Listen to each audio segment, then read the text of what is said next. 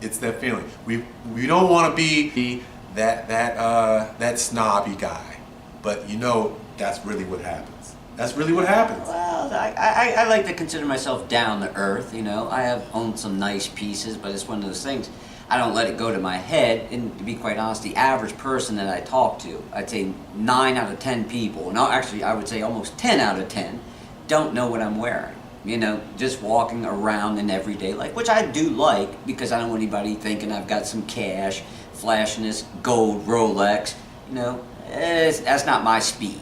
Well, what about the accomplishment factor of it? You could not have received enough money to get that watch, or enough knowledge to get that watch without some serious hard work.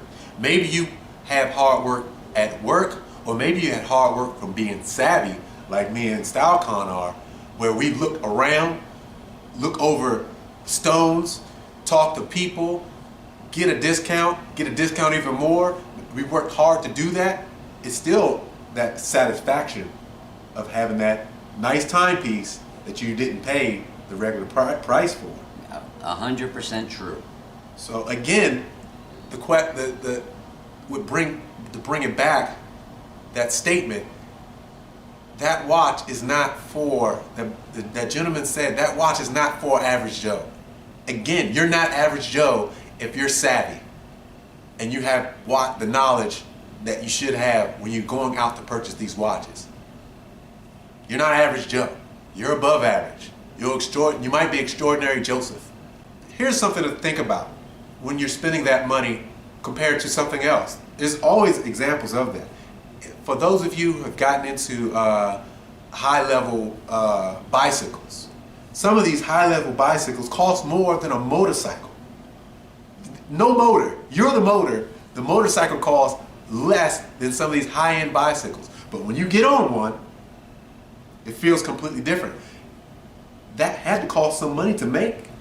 You know, it does, but see, to me, this is more like Richard Mille. Richard Mille, obviously, we all know their watches are outrageously priced.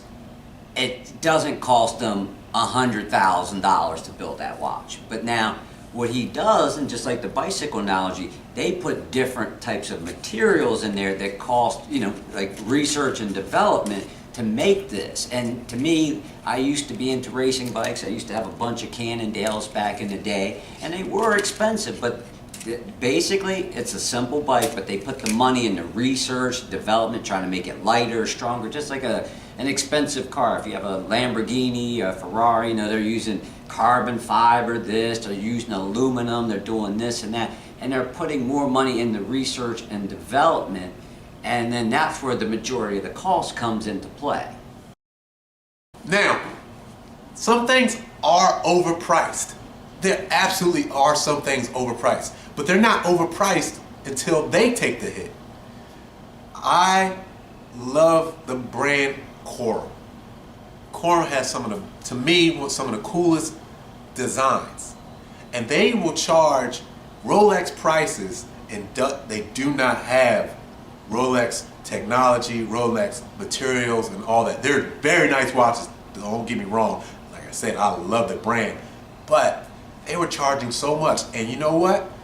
I went to when I went to the Grand Cayman on vacation, every place, every single boutique, every single store that sold them as an authorized dealer was selling them for practically 50% off, brand new. Why are they selling them 50% off brand new? Because their prices were inflated. And that's the thing, if they don't have the prestige, the reputation, yeah, sometimes they are inflated, and they'll correct themselves because they're going to take a hit. Pretty soon, Corman will be bringing their prices down, I guarantee you, because they're not what they were charging, and nobody's going to be buying their watches. Not for that type of money. If you are buying that watch, or you desire that watch, that's why that watch is going to cost that much. But that's anything, that's business. It's going to be that way. So again, are the prices inflated? Do they want you to buy that watch?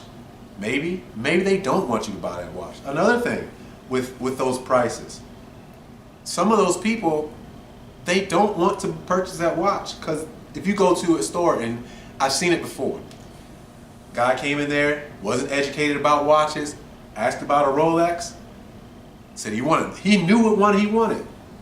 And he said, yes, how much is that one? Okay, great. What? I didn't know. And he ran away. Ran away. He didn't try to negotiate. He didn't ask for a discount. He just ran away. And that's part of it too. Well, that can be. If you're not educated on anything, they can get you. I don't care if it's bikes, cars, cigars, anything. If you don't do your research, they can screw you out of your money, and they would be glad to do that. Absolutely. All right, guys, I hope you like this discussion. Let us know how you feel about this. Again, I truly believe the price is what they are. And I know, as I always talk about, you can get a discount. They don't have to be that price that's on the MSRP. But it does take a little bit of money. It takes some money to put those watches together. It absolutely does. When something's handmade, it's always going to cost more. It's just like these cigars. They cost more because they're handmade. But are the prices inflated? To a degree, but in a sense, for lack of a better term, I truly believe it's our fault. If we keep buying them, what are you going to do? That's how much they're going to cost. This is Charles Walhingford. Always ask the question, how would you spend your money? Also want to thank Style Khan for coming on this video with me. And again, thank you to Affilion for allowing us to shoot this video. How would you spend your money? Wisely, I hope.